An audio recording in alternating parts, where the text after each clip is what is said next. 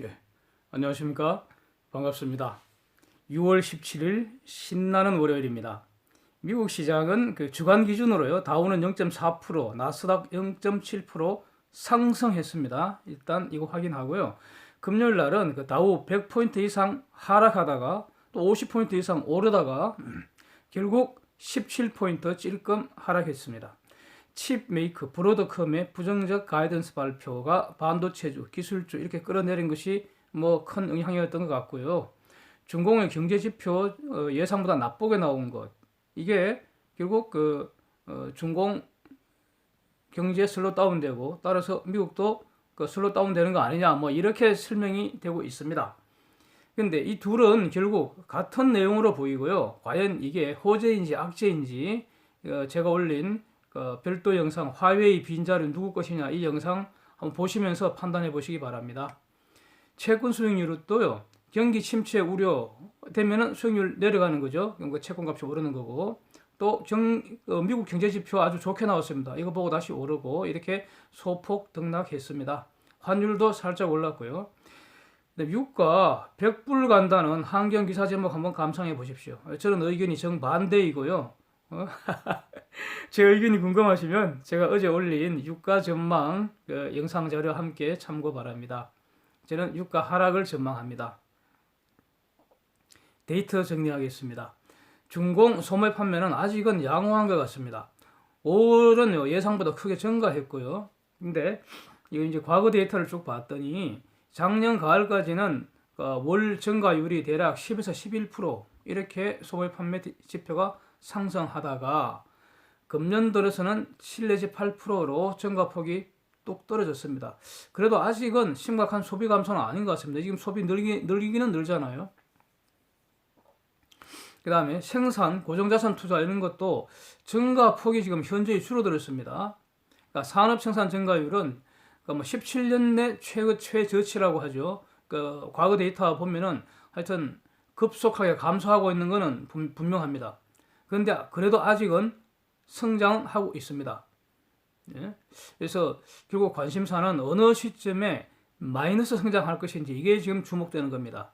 미국의 데이터 5월 소매 판매 리테일 세일즈 예상보다 좋게 나왔고요. 4월 실적도 그때 0.2% 감소였는데 0.3% 상승으로 지금 수정되었습니다. 결국 미국의 강한 소비 시장 상반기 동안 내도록 확인되었다 이렇게 정리할 수 있겠습니다. 미국의 5월 산업 생산도 예상보다 아주 크게 상승세 확인되었습니다. 지금 관심사는 6월에 금리 컷 할 거냐 이거 아니겠습니까? 지금 7월에 미국의 금리 컷 확률 85%입니다. 거의 된다고 봐야죠, 이 정도면. 그리고 금년 들어 세 번 금리 내릴 거다. 이 확률도 61%나 되고 있습니다.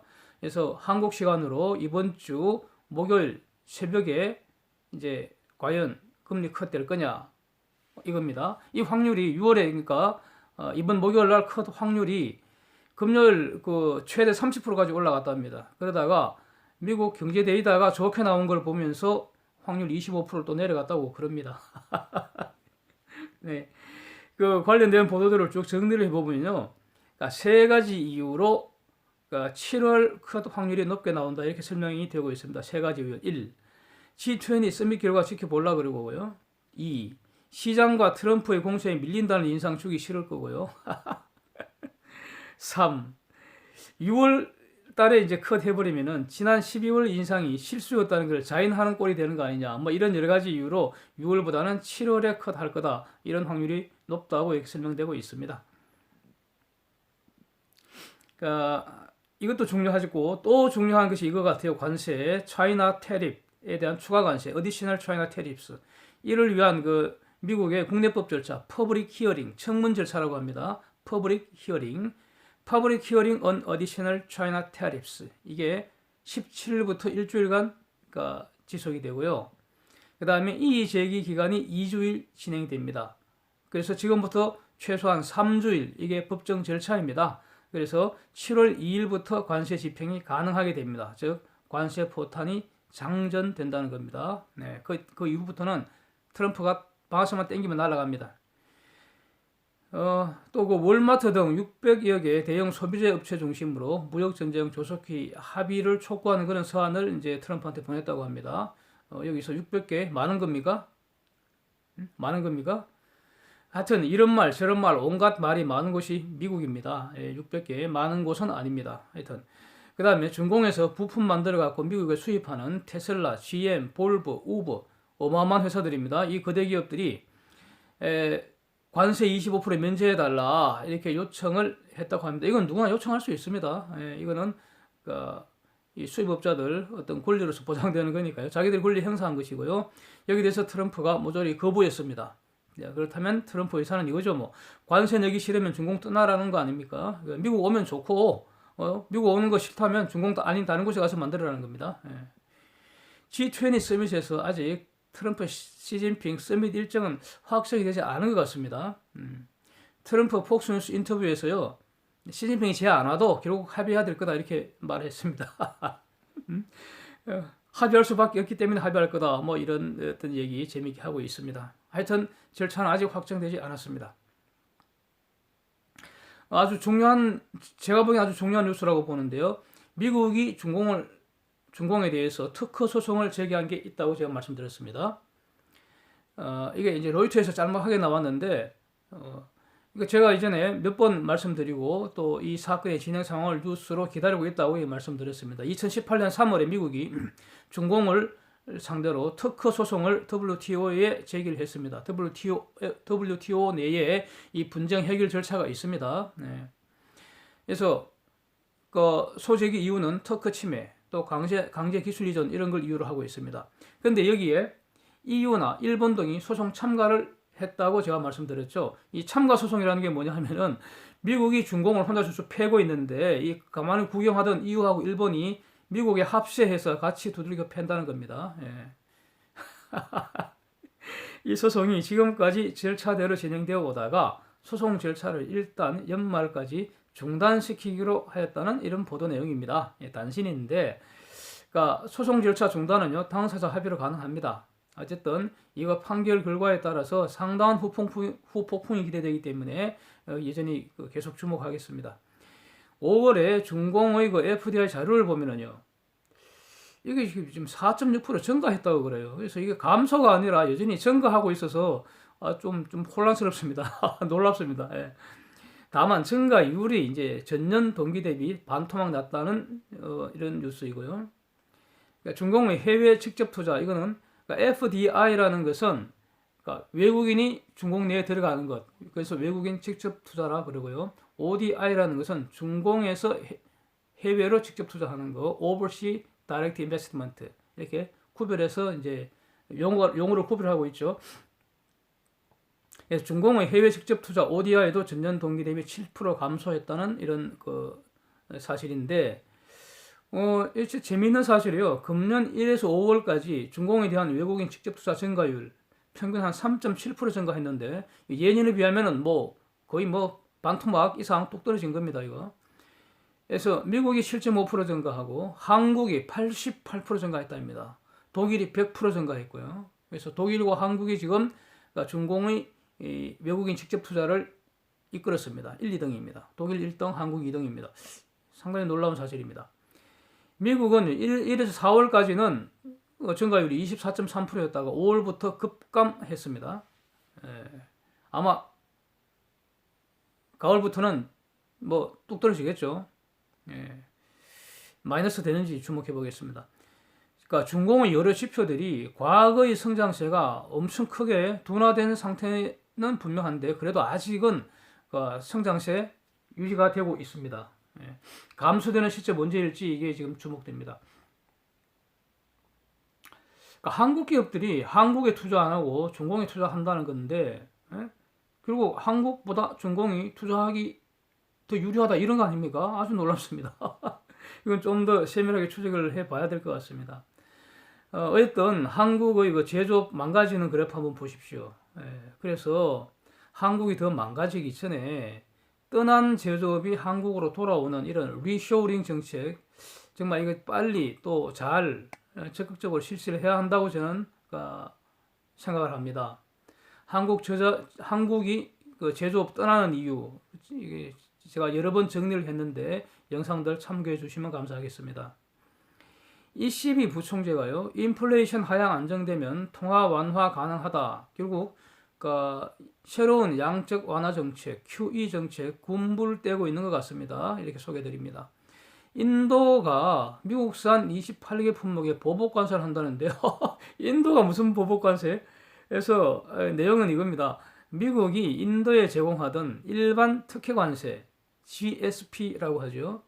Generalized System of Preference. 이걸 중단을 했습니다. 이거는 일반 특혜 관세, GSP 제도라는 것은 정말 가난한 국가들에게 일정 금액 미국에 무관세 수출할 수 있도록 해주는 일종의 미국의 시혜적인 제도입니다. 근데 인도는 이 정도는 지나갔다. 그러니까 이 정도 GSP 받을 만큼 가난한 나라는 아니다. 이렇게 미국이 스스로 판단한 거죠. 미국의 정책이니까. 그래서 여기서 졸업을 시킨 거죠. 그랬더니 인도가 이제 화난다고 보복 관세했다 이런 취지입니다. 근데 미국 인도 간에는 이거 갖고 뭐 크게 심각하게 분쟁을 일으키고 싸우고 그럴 것 같지는 않습니다. 네. 그러니까 서로 관세를 주고받고 할 수는 있으니까요. 하여튼 인도가 GSP로 그 혜택 보던 금액이 2017년 기준으로 대략 한 56억 불 되었다고 합니다. 터키도 GSP 특혜 없애버렸는데, 터키는요, 이건 지금 미국과 갈등이 계속되고 있죠. 얘는 그러니까 인도하고는 또 다르죠. 터키는 나토 회원국이면서도 말이에요. 미국한테는 F-35 사오면서 또 방공 미사일은 러시아한테 사온다는 거 아닙니까? 그래서 그 러시아제 미사일 취소 안 하면은 F-35 훈련차 조종사 훈련 더 이상 안 시켜주겠다 지금 이러고 계속 싸우고 있습니다. 예. 터키는 좀 미국하고 갈등 계속 될 것 같아요. 한국의 화웨이 장비 버리는 문제, 이것도 지금 제가 화웨이 빈자리 누구 거냐 이 영상에서 지금 자세히 다루었기 때문에 이거 참고 부탁드립니다. 지금 이 시간은 그러니까 오늘도 신나게 놀자 이 시간에는 좀 간략하게 또 그 전날 있었던 그 국제금융시장 동향을 핵심적으로만 체크하는 게 목적이 있기 때문에 더 자세하게 말씀드리기가 좀 곤란합니다. 그래서 별도 영상을 올렸으니까 참고 부탁드립니다. 시진핑이 타지키스탄에서 뭐라고 자꾸 궁시렁거리는데요. 그러니까 뭐 아시아 공동안보 체제 뭐 이런 헛소리 하고 있습니다. 중공 중심으로 미국 대응 이렇게 꿈꾸는 것 같습니다. 상호 신뢰 존중, 개방 포용, UN, WTO 다자무역 질서 수호하겠다. 애송이 새끼 헛소리 하고 있는데요. 종신 독재, 인권, 말살하는 빨갱이 새끼 선동술입니다. 사진 한번 보십시오. 네이버 완전 차단시켰답니다. 구글은 차단된 지 오래됐지 않습니까? 공산당이 풀하는 것만 볼 수 있고 공산당이 말하는 것만 들을 수 있습니다. 지금 진행 중인 홍콩 시위의 본질은 자유 홍콩이 중공을 거부선언한 거 아니겠습니까? 네. UN과 WTO와 다자무역 질서라는 거 이거 수호하겠다고 헛소리하고 있는데 하여튼 여기에 대한 어떤 논쟁은 일단 저는 접고요. 팩트만 한번 얘기해 보겠습니다. 이런 다자체제라는 것 일국 일표 제도입니다. 네, 팩트만. 가령 우리 선거하고 있는 것은 1인 1표 제도이죠. 네. 주주총회는 어떻습니까? 1원 1표 제도입니다. 이렇게 다 같이 투표는 하지만 개념이 조금씩 다 다릅니다. 이거 차이점을 한번 깊이 생각해 보십시오. 여기서는 논점이 아니니까요.